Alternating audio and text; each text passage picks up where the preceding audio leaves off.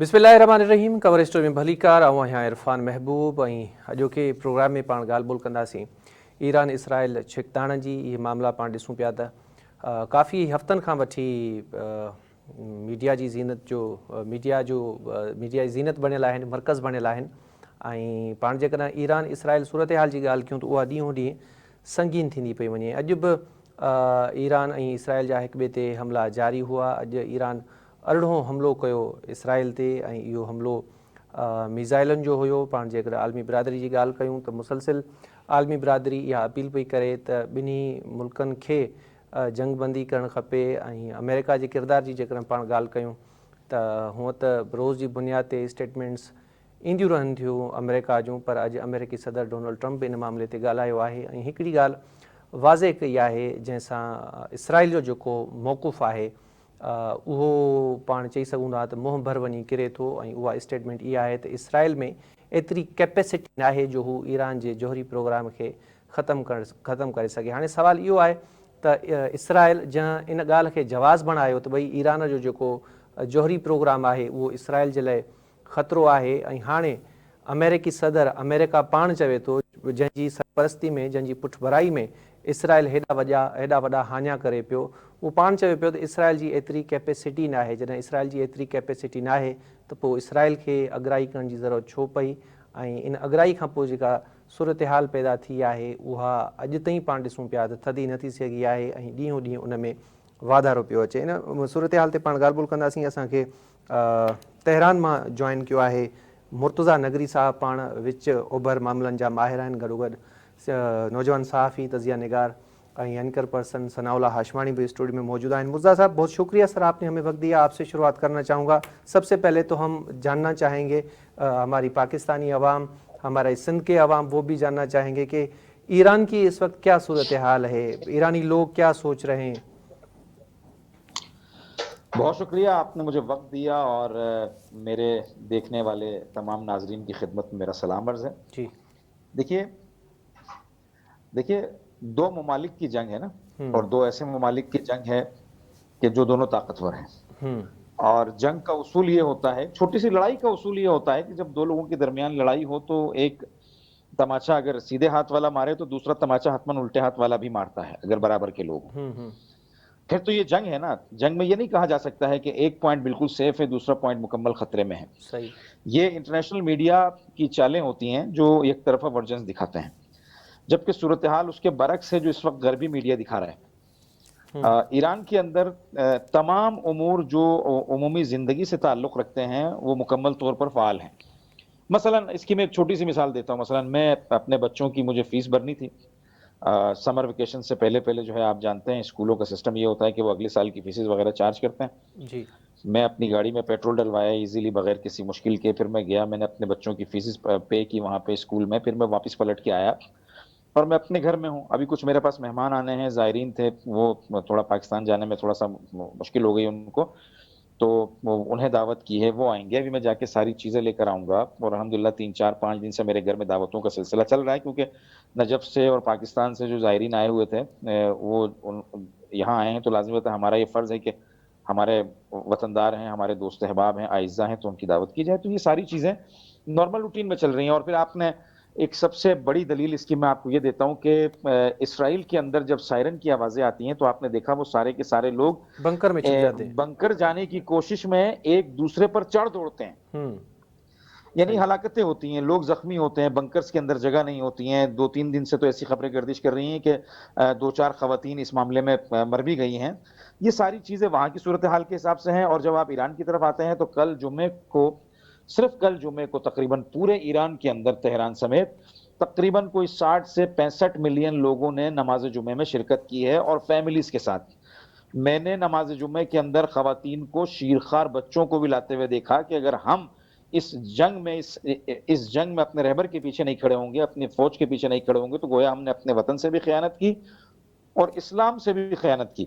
अब बताइए, जिसका ये जज्बा हो, जिन लोगों के यहाँ ये जज्बा पाया जाता हो, ये मुमकिन है इसराइल ऐसी कौम को शिकस्त दे? तो ये सूरत हाल है। अल्हम्दुलिल्लाह सारी चीजें, पेट्रोल से लेकर खाने पीने की अशिया से लेकर हॉस्पिटल से लेकर मेडिसिन से लेकर एक उमूमी जिंदगी के लिए जो चीजें चाहिए होती हैं वो सारी अवेलेबल हैं। अटैक्स इधर भी हो रहे हैं, کہیں کہیں ڈرونز لگتے ہیں, اکثر ڈرونز گرا دیے جاتے ہیں, اور اٹیک ادھر بھی ہو رہے ہیں, لیکن وہاں پر پرحجم میزائل اٹیکس کیے جا رہے ہیں جس کی تخریب کی صلاحیت آپ نے دیکھی ہوگی. تل ابیب کے اندر جو پڑے ہیں, تو تل ابیب کا جو میئر ہے وہ خود کہہ رہا ہے کہ مجھے ایسا لگ رہا ہے کہ میں غزہ میں کھڑا ہوں. اس سے اندازہ کیجئے آپ کی کتنا فرق ہے. صحیح. اچھا سر, ویسے تو بہت ساری باتیں ہو رہی ہیں ایرانی حکومت کے متعلق, یا پھر جو نیوکلیر پروگرام ہے, بہت ساری باتیں ہیں جو چل رہی ہیں. ایک چیز پہ میں آپ کا تجزیہ جاننا چاہوں گا, رجیم چینج کی بات ہو رہی ہے, امریکہ کی طرف سے اس پہ اسٹیٹمنٹ آئی ہے, رشین کی بھی اور چائنا کی بھی آئی ہے. آپ کیا سمجھتے ہیں, آپ کیونکہ ادھر بیٹھے ہوئے ہیں تہران میں, رجیم چینج کرنا آسان ہے ایران میں اور لوگ اسے قبول کر لیں گے؟ دیکھیے میرا ذاتی اوپینین یہ ہے, اور اس سے بہت سے لوگ اتفاق بھی کریں گے, یہ جو آپریشن کیا گیا یہ رجیم چینج کے لیے ہی کیا گیا تھا. دیکھیں نا, ایٹم بم ایران نے بنا لیا, ایران تمام پرزوں کو جوڑ کے بیٹھا ہوا ہے, 4 نٹ لگائے گا اور ایٹم بم تیار ہو جائے گا. یہ سب جوازات ہیں جن کو تراشا جاتا ہے. جیسے امریکہ نے خود افغانستان کے اندر طالبان کو کریٹ کیا رشیا کی حکومت گرانے کے لیے, پھر ان کو تباہ کرنے کے لیے ایک جواز پیدا کیا. پھر عراق کے اندر آپ نے دیکھا کہ عراق کو تباہ کرنے کے لیے کیمیکل ویپنز کا جواز پیدا کیا. تباہ و برباد کرنے کے بعد عراق کو پھر کہا گیا کہ نہیں, یہاں پہ کیمیکل ویپنز نہیں تھے, ہم سے غلطی ہو گئی تھی. یہی جواز لیبیا کے اندر تلاش کیا گیا. اس طرح کے جوازات سے کئی ممالک کو انہوں نے تباہ و برباد کیا, اور بعد میں جس جواز کی وجہ سے اٹیک کیا گیا ہوتا ہے یا تخریب کاری کی گئی ہوتی ہے, وہ جواز پیدا ہی نہیں ہوتا ہے. تو یہاں بھی آخری ٹائم پر آپ دیکھیں نا کتنا ملا ہوا کام ہے, جس کو ملی بھگت آپ کہتے ہیں. ایٹامک انرجی ایسوسی ایشن کے جو یہاں پہ نمائندے تھے گروسی, وہ بیان دیتے ہیں کہ ایران نے اپنی ساری چیزیں ایٹم بم کے لحاظ سے تیار کر لی ہیں, 4 نٹ لگانے ہیں اور ان کا ایٹم بم تیار ہو جائے گا. وہ نٹ لگانے سے پہلے آپ جو ہے نا وہ ہمیں روکنا ہوگا ایران کو. اور اسی اسٹیٹمنٹ کو بہانہ بنا کے جو ہے وہ امریکہ, چونکہ 60 دن کا امریکہ نے ٹائم فریم دیا تھا کہ ہم 60 دن میں مذاکرات کریں گے, اگر آپ اس ایٹمی پروگرام کو ختم کر دیں گے تو ٹھیک, نہیں تو ہم آپ کو ملیامٹ کر دیں گے. اور یہ وہ ساری چیزیں جو بلفز دی تھیں وہ آپ کے سامنے ہیں. تو مذاکرات کس طرح کے ہوتے ہیں؟ مذاکرات ون ون کی بنیاد پر ہوتے ہیں. 2 شرطیں میری مانی جائیں گی, 2 شرطیں آپ کی. ایران کے اوپر امریکہ اپنی تمام شرطیں رکھتا ہے اور کہتا ہے کہ ان کو مانو. بھائی یہ مذاکرہ کیسا ہوا؟ یہ کس طرح کے مذاکرات ہیں؟ یہ تو تحمیل ہے, یہ تو اجبار ہے, یہ تو جبر ہے, یہ تو تسلط ہے کہ آپ کہہ رہے ہیں ہماری ساری باتیں مانو. اچھا, 61ویں دن اسرائیل کے ذریعے اسی بیان کو گروسی کے بہانہ بنا کر اٹیک کروایا گیا. ان کی پالیسیز کے اندر یہ تھی, ان کی سوچ یہ تھی. یہ دیکھیں نا, اب یہ میری اسٹیٹمنٹ, آپ اس کو چلائیے گا لوکل میڈیاز پر بھی. یہ تجزیہ میں جو آپ کو کر رہا ہوں یہ 99% درست ہے. ان کا خواب و خیال یہ تھا کہ ایران کے اندر چونکہ مہنگائی ہو گئی ہے, سینکشنز کی وجہ سے کچھ معاملات خراب ہو گئے ہیں, تو کچھ ایرانی ناراض ہیں, ہم ان کا فائدہ اٹھائیں گے اور ہم ان کی جو ہے وہ ٹاپ ایلیٹ لیڈرشپ جو ہے وہ ٹاپ کمانڈ کو ہم شہید کر دیں گے, اور کچھ ان کا جو ہے وہ ملٹری سسٹم ڈیمیج کر دیں گے. تو ایک تو یہ ہوگا کہ ہم ملٹری کمانڈ اڑا دیں گے, اور پھر ان کا ایئر ڈیفنس سسٹم ڈیمیج کر دیں گے, اور پھر اس کے بعد لوگ چونکہ ذہنی طور پر ان کے خلاف آمادہ ہیں, لوگ اٹھیں گے, شورش ہوگی, خلفشار پیدا ہوگا, سول وار کی کیفیت ہو جائے گی, اور ایران جو ہے وہ 4 دن کے اندر اندر سرنڈر کر دے گا. اس مائنڈ سیٹ کے تحت امریکہ اور اسرائیل نے مل کر ایران پر براہ راست حملہ کیا. لیکن خدا کا کرنا دیکھیے کہ 10 گھنٹے کے اندر اندر نہ صرف انہوں نے اپنا کمانڈ اینڈ کنٹرول سسٹم بحال کیا, پوری دنیا میں آپ کو ایسی طاقت کہیں نہیں ملے گی. جب ایلیٹ لیڈرشپ چلی جاتی ہے تو بڑے بڑے ممالک ڈھیر ہو جاتے ہیں, لیکن 10 گھنٹے کے اندر اندر انہوں نے دوبارہ اپنا کمانڈ اینڈ کنٹرول سینٹر سنبھالا, روئے زمین کے اوپر جتنے ایئر ڈیفنس سسٹم تھے ان سب کو ریپلیس کیا, نیو ایئر ڈیفنس سسٹم لگائے جو خراب ہو گئے تھے ان کی جگہ پہ, اور 10 گھنٹے کے اندر اندر ہی 100 سے زیادہ میزائل اسرائیل کی طرف فائر کیے. اب پہلے دن کی جو سچویشن تھی وہ دوسرے دن کنورٹ ہو گئی, جنگ جو ایران کے اندر آ گئی تھی کمپلیٹلی, اب وہ اسرائیل کے اندر چلی گئی. اور پھر اگلے 4 دنوں کے اندر اندر تل ابیب اور حیفا کا انہوں نے وہ حال کیا کہ پوری دنیا کہہ رہی ہے اچھا وہ جو ان کا آئرن ڈوم سسٹم تھا یا فیلکن ڈیوڈ سسٹم تھا یا ایرو 1 ایرو 2 اور تھرڈ 5 سسٹم کے ذریعے جو انہوں نے ایک لیئر بنائی ہوئی تھی اپنی محافظت کی, وہ لیئر بھی برباد ہو گئی. اب ایرانی میزائل تو چھوڑیے, ایرانی ڈرون بھی وہ مارتے ہیں تو سیدھا اسرائیل کے اندر جا کے لگتا ہے. اور اب خود اسرائیل کے میئر کا سٹیٹمنٹ میں نے سنا ہے کہ اگر یہ جنگ مزید آگے چلی تو ہم حیفا اور تل ابیب میں تباہی کے سوا کچھ نہیں دیکھیں گے. لہٰذا ہماری گزارش ہے نیتن یاہو سے کہ وہ گفتگو کے ذریعے اس مسئلے کو حل کرے. تو نہ رجیم چینج ہوئی بلکہ اس کے ادھر بھی جو اسرائیلی ایجنٹس تھے 4 دن سے مسلسل ان کو پکڑ پکڑ کر جو ہے وہ کنٹرول کیا جا رہا ہے. اور جتنے یہاں پہ ڈرونز کی فیکٹریز بنائی ہوئی تھیں, جتنا انہوں نے جو ہے وہ ذخیرہ کیا کہتے ہیں اس کو, یہ بارود کا ذخیرہ انہوں نے اپنے پاس جمع کیا ہوا تھا, ان تمام گوڈاؤنز کو, ان تمام فیکٹریز کو پکڑا گیا, ان کام کرنے والوں کو پکڑا گیا, اور مسلسل ابھی تک ایسے گروہ پکڑے جا رہے ہیں. تو نہ رجیم چینج ہوا نہ ہی ایران کمزور ہوا, بلکہ ریٹیلیشن کا لیول مزید بڑھ گیا. اب چارہ کچھ نہیں بچا ہے. ٹرمپ کے بیانات دیکھیں نا, ٹرمپ کہہ رہا تھا جمعرات کو مذاکرات کریں گے, جمعرات تک اس کا نقطہ نظر یہ تھا کہ یہ رجیم چینج ہو جائے گی, پھر جمعہ, پھر ہفتہ, پھر اتوار, پھر ہم 2 ہفتے مزید دیکھیں گے.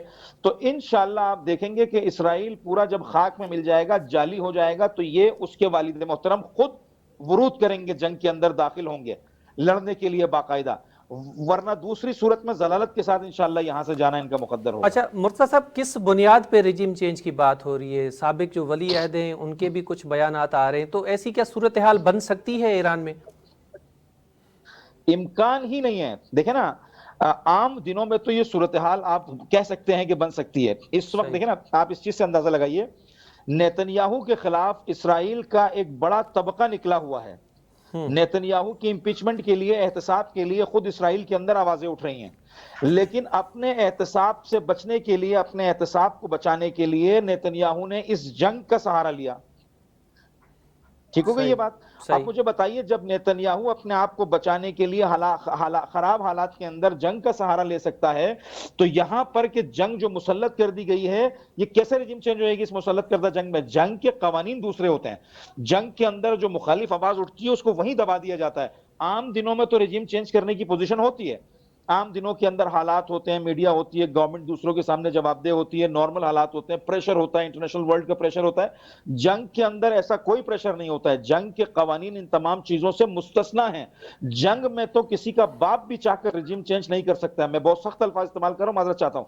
تو اب جو جنگ کی صورت ہو گئی ہے, اور جمعے کی نماز میں پورے یعنی ایرانی کمیونٹی نے مل کر 60 ملین لوگوں نے احتجاج کر کے یہ بتایا, 6 مہینے کے بچے بھی لے کر آئے, کہ ہم اپنے رہبر کے پیچھے, آیت اللہ خامنہ ای کے پیچھے, ہم اپنی فورسز کے پیچھے اور اپنی حکومت کے پیچھے کھڑے ہیں. جتنی شہادتیں ہوں گی ہم دیں گے. ہم نے صدام کے خلاف 8 سال شہادتیں دی ہیں, کئی لاکھ لوگوں کی شہادتیں دی ہیں, آج بھی ہم دیں گے, لیکن اس خبیث رجیم منحوس اسرائیل کو اس صفحہ ہستی سے انشاءاللہ مٹا کر رہیں گے, یا کم سے کم اس کو اتنے ضعف کا شکار کر دیں گے کہ یہ اگلے 50 سال تک دوبارہ سر اٹھانے کی صلاحیت پیدا نہ کرے. اچھا مرزا صاحب, یہ بھی خبریں آ رہی ہیں کافی دنوں سے کہ ایران کے جو نیوکلیر پروگرام ہے, ڈیفرنٹ سائٹس ہیں, وہاں بھی اسرائیل نے حملے کیے ہیں. ایک تو آپ ہمیں یہ بتائیں کہ یہ خبریں جو ہیں کس قدر درست ہیں, اور دوسری بات یہ کہ اگر حملے ہوئے بھی ہیں, ان کو نشانہ بنایا بھی گیا ہے, تو ظاہر سی بات ہے جب نیوکلیر ایلیمنٹس پہ میزائل آئیں گے, بوم آئیں گے, تو تابکاری اٹھتی ہے. ایسی کوئی سچویشن ہے وہاں پہ؟ دیکھیں نا, اس آپ کے سوال کا ایک لائن کا جواب دوں گا, پھر اس کی وضاحت کرنا چاہوں گا. نیتن یاہو اور اسرائیلی کیبنٹ خود اس بات کا اقرار کر رہی ہے, اور امریکہ سے یہ تقاضا کر رہی ہے کہ ایران کے نیوکلیر پروگرام کو بسٹ کرنا, اس کو ختم کرنا جڑ سے ہمارے بس میں نہیں ہے. ہم اس کو جزوی نقصان پہنچا پائے ہیں, اس سے زیادہ ہمارے اندر سکت نہیں ہے, ہمت نہیں ہے. لہٰذا امریکہ براہ راست اس جنگ میں ہمارے ساتھ مداخلت کرے اور ایرانی نیوکلیر پلانٹس کو ختم کرے. ٹرمپ نے بھی یہی کہا ہے. اچھا, جہاں تک نیوکلیر مواد کا سوال ہے, وہ مواد تو ایرانی جانتے تھے کہ یہ کسی بھی ٹائم حملہ کریں گے, کیونکہ انہیں حملہ کرنا ہے, نیتن یاہو کو اپنی گورنمنٹ بچانی ہے, اور ٹرمپ کو بدماشی کے ذریعے ہمیں مذاکرات کی ٹیبل پر لانا ہے. یہ 2 باتیں ایران کو اچھی طرح سے معلوم تھی, یہ جانتے تھے. انہوں نے کیا کیا, تمام جو نیوکلیر مواد, ایٹمی جو مواد تھا, اس کو لے جا کر سیف جگہ منتقل کر دیا. اب رہ گیا پلانٹ کا بھی ایک حصہ نیچے ہے, ایک حصہ ظاہری ہے. انہوں نے ظاہری روئے زمین پر جو پلانٹ ہے اس کو ڈیمیج کیا ہے. اچھا, آپ مجھے بتائیے, چیزیں انسان کے ذہنوں میں ہوتی ہیں, زمین پر نہیں. جن کے ذہنوں میں نقشے ہوتے ہیں وہ زمین پر نقشے بناتے ہیں. جس ایران نے آج پلانٹ بنایا ہے وہ کل بھی بنا سکتا ہے. بات سمجھ رہے ہیں؟ صحیح. تو یہ جو انہوں نے حملے کیے نیوکلیر پلانٹس پر, بالکل حملے کیے ہیں, اور اس کا اقرار تو یہ خود کر رہے ہیں کہ ہم نے جزوی نقصان پہنچایا ہے. ہم چاہ کر بھی ایران کا نیوکلیر پلانٹ خود ختم نہیں کر سکتے ہیں. لہٰذا امریکہ بہادر سے ہماری گزارش ہے کہ وہ اس جنگ میں براہ راست داخل ہو, جبکہ امریکہ خود براہ راست داخل ہے. صحیح. اچھا مرزا صاحب, ڈائیلاگس کی باتیں ہو رہی ہیں, ٹرمپ نے بھی کہا ہے کہ 2 ہفتوں میں اس معاملے کو سارٹ آؤٹ کر لوں گا یا اس پہ فیصلہ کر لوں گا. 2 ہفتوں کے بعد کی سچویشن کو کیسے دیکھ رہے ہیں آپ؟ کیا صورتحال ہوگی 2 ہفتوں کے بعد؟ ایران بھی حملے کر رہا ہے, اسرائیل بھی حملے کر رہا ہے. دیکھیے میں آپ کو اپنی تحلیل بتاتا ہوں, پھر ایرانی جو نظریہ ہے وہ بتاؤں گا. اسرائیل اور امریکہ کا یہ گٹھ جوڑ شروع سے کامیاب رہا ہے, کم از کم خلیجی ممالک کے اندر. دیکھیں نا, انہوں نے حماس کے ساتھ اسرائیل نے کئی دفعہ سیز فائر کیا.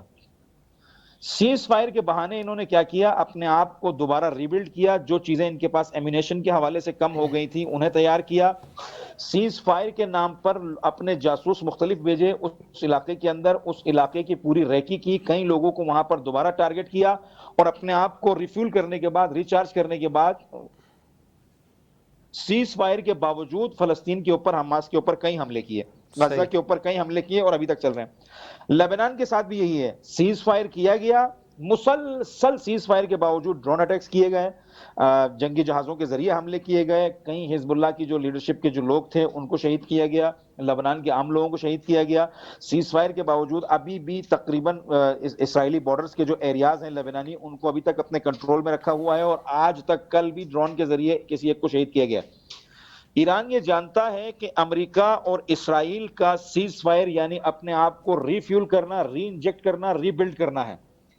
وہ اگر سیز فائر کریں گے تو وہ اس سیز فائر کے دورانیے میں 1-2 مہینے کے اندر اندر اپنے آپ کو دوبارہ ریفیول کریں گے, ریبلڈ کریں گے, ایمونیشن منگوائیں گے, پھر دوبارہ یہی حرکت کریں گے جو آج کی. کیونکہ یہ نہ انٹرنیشنل قوانین کو جانتے ہیں, نہ ہی انٹرنیشنل کمیونٹی کی بات مانتے ہیں, اور انٹرنیشنل کمیونٹی میں جو کرتے دھرتے ٹھیکیدار چوکیدار لوگ ہیں وہ سارے کے سارے اس وقت ان کے ساتھ ہیں, نیٹو ان کے ساتھ ہے, برطانیہ ان کے ساتھ ہے, امریکہ ان کے ساتھ ہے.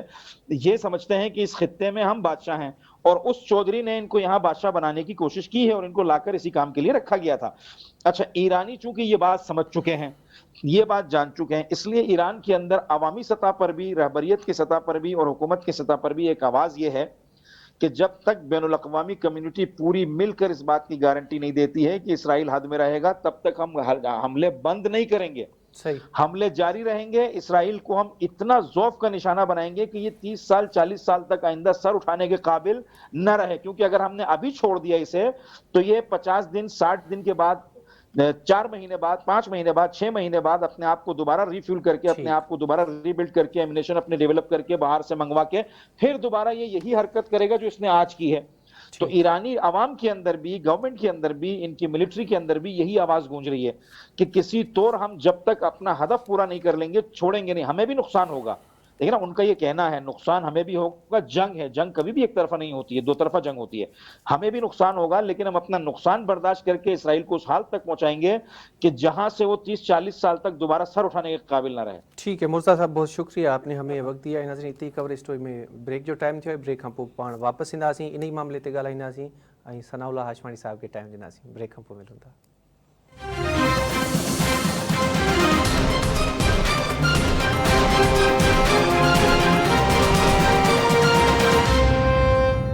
वेलकम बैक नाज़रीन. ॻाल्हि ॿोल पिया कयूं ईरान इसराइल छिकताण ते. सनाउल्लाह हाशमाणी साहब स्टूडियो में मौजूदु आहिनि. सनाउल्लाह साहब, हाणे तव्हांखे टाइम ॾींदासीं, तव्हां खां शयूं कुझु ॼाणणु चाहींदासीं.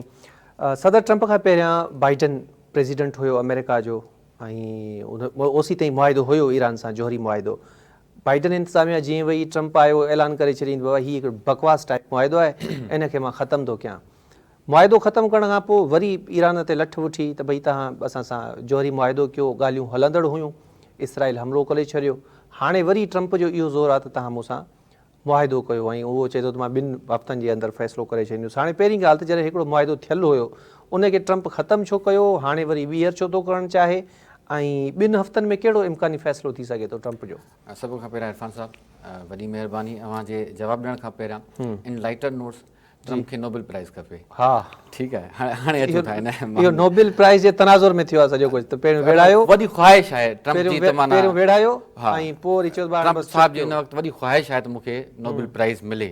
हाणे इहा ख़्वाहिश गवर्नमेंट सिफ़ारिश करे छॾी आहे. हाणे अचूं था त ट्रंप साहब एतिरो ईरान ते चिड़ियो छो, ऐं मुआइदे जो ज़ोर उन छो ॾिनो.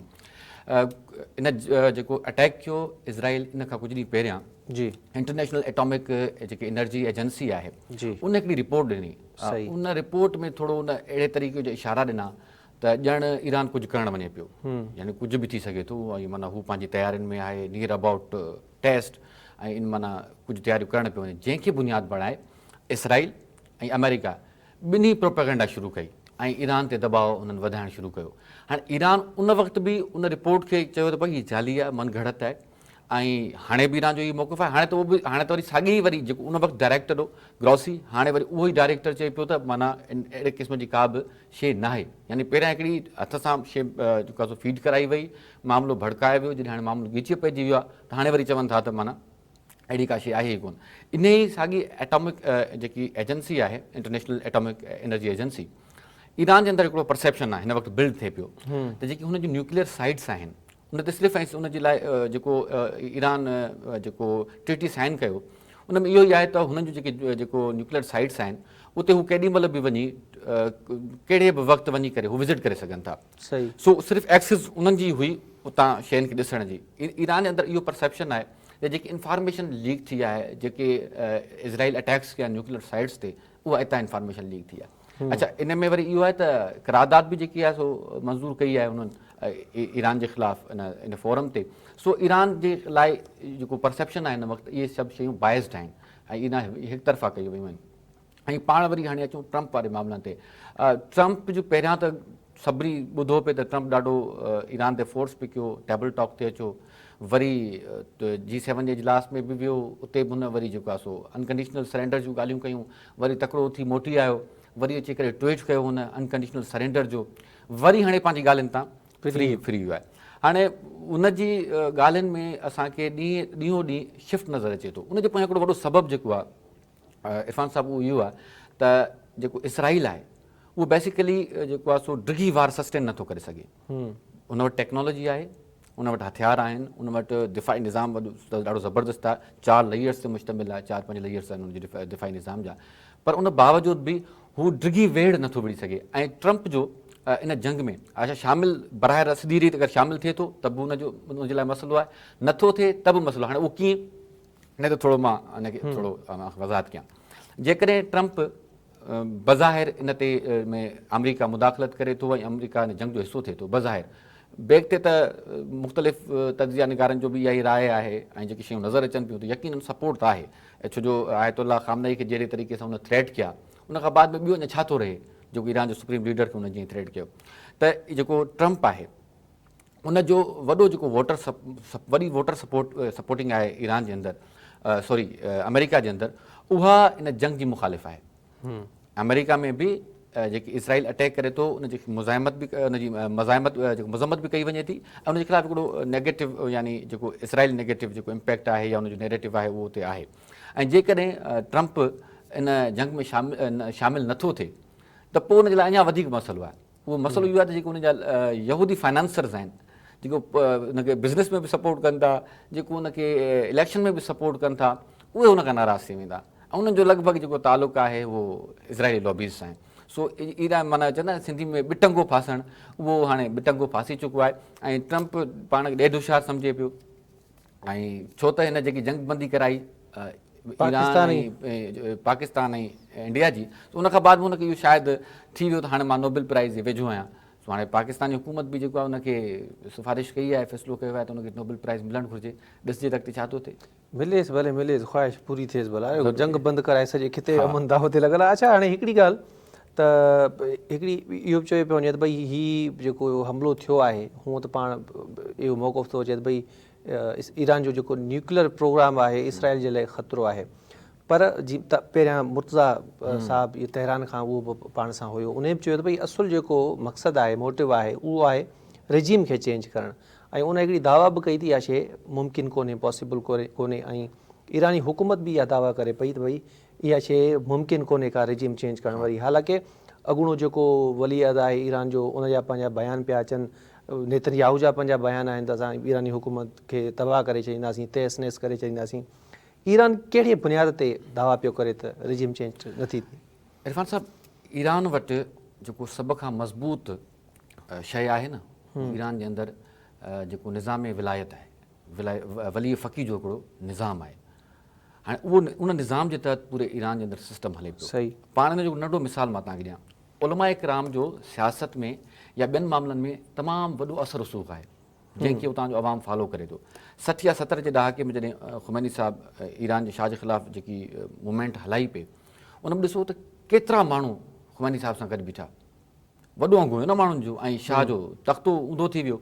हाणे हिन दौर में अचूं त जेको सभ खां वॾो ईरान खे जेको फ़ाइदो आहे उते उहो मरजियत जो आहे, उते उहो निज़ाम विलायत जो आहे, वली फ़क़ीह जे निज़ाम जो आहे। हाणे उते सुप्रीम लीडर जो हिकिड़ो कॉन्सेप्ट आहे त भई जेको सुप्रीम लीडर जेको आहे उहो चवंदो उहो हर्फ़ आख़िर आहे। अच्छा, उहो जेको सुप्रीम लीडर आहे उहो उन जा करोड़े मुक़लिद आहिनि, उहो मर्ज तक़लीद आहे। अच्छा, उहो अहले तशय्युअ जे अंदरि हिकिड़ो सिस्टम आहे तक़लीद जो, ऐं उहो तक़लीद यानी को बि जेको मर्ज हूंदो आहे या मुजतहिद हूंदो आहे उनजी तक़लीद थींदी आहे। उनजो हिकिड़ो वॾो बहस आहे, जेकॾहिं टाइम न आहे न त उन ते ॻाल्हाइजे त अञा घणियूं शयूं आहिनि। हाणे दुनिया जे अंदरि आयतुल्ला ख़ामनई जा करोड़े फॉलोअर्स आहिनि, ठीकु आहे। ईरान जे अंदरि बि असां वटि कुम खे इल्म जो शहर सॾींदो आहे, कुम में खोड़ सारा माण्हू पढ़ंदा आहिनि। जॾहिं माज़ी में नजफ़ जेको आहे उहो मर्कज़ हूंदो हो माना दीनी इल्म जो, पोइ जॾहिं जेकी इराक वॉर थी उन खां बाद में हालात ख़राबु थिया त माण्हुनि रुख़ कयो कुम जो। हाणे जेके बि वॾा वॾा आलिम दीन आहिनि लॻभॻि उन्हनि जो जेको तालुक़ु आहे उहो कुम सां आहे, या भली दुनिया जे कहिड़े मुल्क जा बि हुजनि पर उहे पढ़िया तक़रीबन कुम में आहिनि, कुम में पढ़िया आहिनि, कुझु नजफ़ में पढ़िया आहिनि। सो उन्हनि जो वॾो असरु रसूख़ आहे उतां जी आवाम ते। उहे हिकिड़ो इशारो कनि था, लखनि जी तादाद में माण्हू निकिरी अचनि था। जुमे जी निमाज़ वारो जेको तव्हां प्रोटेस्ट ॾिठो, हाणे इसराइल जी मुखालिफ़त में लखे माण्हू अची विया रोडनि ते इसराइल, ऐं उहे पंहिंजी हुकूमत सां गॾु बीठा रहिया। हाणे जेके जंग जी हालति में हिकिड़े पासे इसराइल खे ॾिसूं त इसराइल में हिन वक़्तु ताईं 50,000 खां वधीक माण्हू जेके आहिनि उहे इसराइल छॾे हलिया विया आहिनि। इसराइल जा माण्हू इसराइल जे ख़िलाफ़ु जेको आहे सो एहतिजाज बि कनि पिया, नेतन्याहू जे ख़िलाफ़ु मुज़ाहिरा बि हलनि पिया, ऐं नेतन्याहू जे ख़िलाफ़ु जेके केसिस आहिनि उहे त मुतालबो कनि पिया त केसिस में जेके हिन जे ख़िलाफ़ु कन्वेक्शन रोकी वई हुई, जीअं ट्रंप जो हैश मनी में कन्वेक्टेड आहे, ईअं हिन जे ख़िलाफ़ु बि कन्वेक्शन शुरू थी वई पर उहो रोकी वई छो त हीउ वज़ीर आज़म थी वियो। सो उन जे ख़िलाफ़ु उहे केसिस जो बि मुतालबो कयो थो वञे। अच्छा, उते जेके पॉलिटिकल पार्टीज़ आहिनि इसराइल जे अंदरि उहे बि हिन जे ख़िलाफ़ु वॾी मुखालिफ़, हिन जूं नंढियूं वॾियूं पार्टियूं मिलाए करे हिन पंहिंजी हुकूमत ठाही आहे। लीग पार्टी खे हेड करे पियो न नेतन्याहू। सो ईरान जे अंदरि एॾो सवलो न आहे त का रिजीम चेंज आणिजे, छो जो उतां जो जेको बुनियादु आहे, जेको नज़रियो आहे उहो हिकिड़े मज़हबी नज़रियो आहे। उनखे तब्दील करणु, उनजे ख़िलाफ़ु का साज़िश करणु एतिरी सवली न आहे जेतिरी सवली इसराइल या अमेरिका खे लॻे थी। सही। अच्छा, मईशत ते सम्झो था त को असरु थींदो? ईरान त हूअ पाबंदियुनि हेठि रहियो आहे ऐं इन पाबंदियुनि जे करे मुआशी ॾुखियायूं बि ईरान जी ॾिठियूं आहिनि। हाणे हीउ जेको नओं तकरार आहे, नई छिकताण आहे, ईरान जी मईशत ते अॻी जेका असरु हेठि आहे उन ते केतिरो फ़र्क़ु पवंदो ऐं ओवरऑल दुनिया ते हिन जो कहिड़ो इम्पेक्ट वेंदो? इन सां सॼी दुनिया मुतासिर थींदी। ईरान क्रूड ऑयल रिज़र्व में दुनिया जो 4 नंबर वॾो मुल्क आहे, ऐं नेचुरल गैस जे रिज़र्व में 2 नंबर वॾो मुल्क आहे, ठीकु आहे। 90% जेको ऑयल आहे जेको चाइना में वञे थो उहो ईरान मां थो वञे, ऐं दुनिया जी इकनॉमी इन सां मुतासिर थींदी। पर जेको इकनॉमिकली धकु लॻंदो उन जंग में उहो सभ खां वधीक नुक़सानु थींदो इसराइल खे। उनजो सबबु इहो आहे त ईरान जेको इसराइल आहे उहो 2 क़िस्मनि जे सिस्टम ते ख़र्च करे पियो, हिकिड़ो अटैकिंग सिस्टम ते, ॿियो डिफेंसिव सिस्टम ते। 200 मिलियन जेके डॉलर्स आहिनि उहे रोज़ाना जी बुनियाद ते इसराइल जो सिर्फ़ु ऐं सिर्फ़ु जेके एंटीसेप्टर्स आहिनि उन्हनि ते ख़र्च थिए थो। हाणे उते जेको डेविड स्लैंग आहे या आयरन डोम आहे या एरो 3 आहे या ॿियो थॉट ॿुधायो थो वञे, इहे जेके सिस्टम्स आहिनि, हिकिड़ो मिज़ाइल एंटीसेप्ट करण जे लाइ 4 मिलियन जो जेको आहे डॉलर्स जो उहो ख़र्चु आहे। हाणे तव्हां काथो लॻायो, हिन वक़्तु ताईं जेको ईरान आहे मुख़्तलिफ़ रिपोर्ट्स ॿुधाइनि पियूं, थी सघे पॉसिबल हिन खां मथे बि हुजनि, 400 खां वधीक जेको आहे सो ईरान मिज़ाइल जेको आहे सो फायर करे चुको आहे। उनमें खोड़ सारा मिज़ाइल वञी उते लॻा बि आहिनि, मुख़्तलिफ़ हैफ़ा में, तेल अवीव में, ऐं जेको वालर बैतुल मक़दस आहे उते बि लॻा आहिनि। अच्छा, वरी जेको F-75 आहे, जेके लॻभॻि ईरान जी हिन वक़्तु ताईं दावा आहे त 5 जहाज़ ईरान F-35 जेके आहिनि उहे हुननि जा किराया आहिनि। हाणे उन जहाज़ खे जेको उनजो जो ख़र्चो आहे उहो जेको आहे इरफान साहिबु तव्हां ॿुधंदो त माना शौक़ु थी वेंदो तव्हां। हाणे जेकॾहिं मुफ़ासिलो ॾिसिजे त तेहरान ऐं तेल अवीव इहो लॻभॻि जेको मुफ़ासिलो आहे उहो 1500 किलोमीटर मतिलबु 1550 जेको आहे सो किलोमीटर्स जो आहे। वरी यरूशलम जेको आहे ऐं जेको तेहरान आहे उहो 1560 आहे। वरी जेको हैफ़ा आहे जेको हिन वक़्तु टारगेट ते आहे ईरान जे ते उहो 1540 किलोमीटर आहे। यानी जेको 1 कलाक जो जेको सफ़र आहे इन जहाज़ जो F-35 जो उन ते लॻभॻि $10,000 मिलियन जो ख़र्चु थिए थो पर ओवर जो। हाणे इन सां सॼो जो सॼो जेको नुक़सानु आहे उहो इसराइल खे थिए थो। अच्छा, इसराइली जेके इंजीनियर्स आहिनि उनजो बि हवाले सां हिकिड़ो मौक़िफ़ आयो आहे, जेके उते नुक़सानु थिया आहिनि, जेके बिल्डिंग्स डैमेज थियूं आहिनि, उहो चवनि था त $400 मिलियन असांखे सिर्फ़ु ऐं सिर्फ़ु इन्हनि शयुनि खे रीबिल्ड करण में लॻंदा, जेके हुननि जा हिन वक़्तु ताईं उते नुक़सानु थिया आहिनि। ऐं जेको आहे सो हिकिड़ी ऑर्गेनाइज़ेशन, हिकिड़ो इंस्टीट्यूट आहे, Aaron institute for economic policy, उहे चवनि था त जेकॾहिं इहा जंग 1 महीने ताईं जारी रही त हिन जो सभ खां वॾो जेको इसराइल जो नुक़सानु आहे उहो $12 अरब जेको आहे सो डॉलर्स ताईं थी सघे थो। $12 अरब डॉलर दुनिया जा, माना जेको नुक़सानु सिर्फ़ु 1 महीने जे अगरि थियनि था त इहा वॾी ॻाल्हि आहे। ऐं हीअ जंग अॼु ख़ैर सां मतिलबु 13 तारीख़ ते जंग स्टार्ट थी आहे, अॼु 21 तारीख़ आहे, माना इहे लॻभॻि 9 ॾींहं सिर्फ़ु अञा हिन जंग खे थिया आहिनि। हीअ जंग इसराइल महीनो बि सस्टेन कोन थो करे सघे फाइनेंशियल लिहाज़ खां, छो जो हुनजो ख़र्चो इलाही वॾो आहे। जेकॾहिं माज़ी जी भेट में जेके हिन जंगूं कयूं आहिनि, हमास सां जेकी जंग थी या हिज़बुल्लाह सां जंग थी, उन्हनि जी भेट में हीअ जंग वॾी महांगी आहे, छो जो हुते त कुझु ज़मीनी हुन बि जंग बि कई, हिते त सिर्फ़ु एयर जंग पियल आहे न, फ़िलहालु मिज़ाइल एंटीसेप्ट थियनि पिया, फायर थियनि पिया, एंटीसेप्ट थियनि पिया, फायर थियनि था, उनजो ख़र्चो जेको आहे सो उहो वॾो आहे। अच्छा, ॿियो वरी जेको वॉल स्ट्रीट आहे, उन में हिकिड़ी इसराइली जेको साबिक़ा मरकज़ी बैंक जो जेको गवर्नर हुयो, उनजो हिकिड़ो बयानु आहे, ऐं चवंदो उहो बि तव्हांखे ॿुधाइजां। त उहे चवनि था त हीअ जेकी जंग मुसलसल जेकॾहिं 1 महीनो रहे हली या 2 हफ़्तनि खां वधी वई त दुनिया जी जेकी मईशत आहे उनजी सूरत हाल तब्दील हूंदी, सिर्फ़ु इसराइल जी न, ईरान जी न, पर दुनिया जी जेकी मईशत आहे उहा उनजी सूरत हाल वॾी तब्दील हूंदी। जेकॾहिं हाणे हिन मौजूदा जंग जो पाकिस्तान ते असरु ॾिसूं मुआशी लिहाज़ खां, या त असांजो जेको बाय बॉर्डर इलाइक़ो आहे बलूचिस्तान खां, उते तक़रीबन जॾहिं तव्हां वेंदो तव्हांखे ईरानी शयूं मिलंदियूं, उते तव्हांखे टमाटा बि उतां ईंदा, उते ऑयल बि उतां जो ईरानी यूज़ थींदो आहे, साबुण बि ईरानी यूज़ थींदा आहिनि, खाइण पीअण जूं जेके बि शयूं आहिनि मोस्टली उते तव्हांखे ईरानी उते शयूं मिलंदियूं, पीअण वारी लस्सी बि तव्हांखे ईरानी मिलंदी, पेट्रोल बि ईरानी। पेट्रोल त हाणे उहो त वॾी स्मगलिंग आहे, उहो ईरान खां अचे थी, उहो त मतिलबु वॾी गेम आहे, उन ते त खणी 2-3 प्रोग्राम कया अथनि।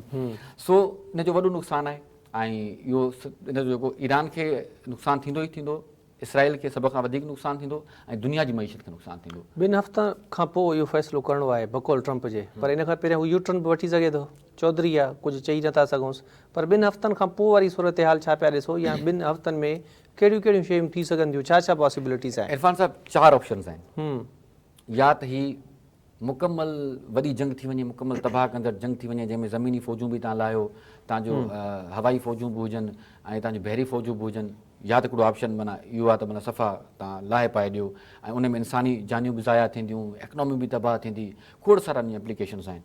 सही। या वरी महदूद जंग हुजे, या जेका हिन वक़्तु हले पई, जेकॾहिं इसराइल अगराई करे थो, ईरान जवाबु ॾिए थो, या त इहो सिस्टम ईअं ई हलंदो, या जंग बंदी थींदी, या वरी कोई ॿियो ऑप्शन बि आहे, या को वॾो हादसो थी सघे थो। हादसे मां छा मुराद आहे? हादसे मां मुराद इहा आहे त थी सघे को कंहिं वॾी शख़्सियत ते अटैक थिए, उनजे वञण खां बाद मिलनि बि पिया उन ते, या उहा सिर्फ़ु ईरान जे अंदरि न, उहो इसराइल जे अंदरि बि थी सघे, इसराइल ते थियो बि आहे, हा इसराइल ते थियो बि आहे, सो उन में बि थी सघे थो। सो इहे इशारा ओॾां बि मिलनि पिया, पोइ थींदो छा, दुनिया जो दबाव वधी वेंदो, ऑटोमेटिकली जंग बंदी। ठीकु आहे, सम्झी वियासीं, बाक़ी ॻाल्हियूं पाण पोइ कयूं था, फ़िलहालु प्रोग्राम जो वक़्तु पूरो थो थिए, प्रोग्राम मोकिलायूं नाज़रीन खां, पोइ ॻाल्हाईंदासीं। नाज़रीन, कवरेज स्टोरी जे वक़्तु पंहिंजी पुॼाणी ते पियो अचे, मूंखे ॾिना इजाज़त, अल्लाह निगहबान।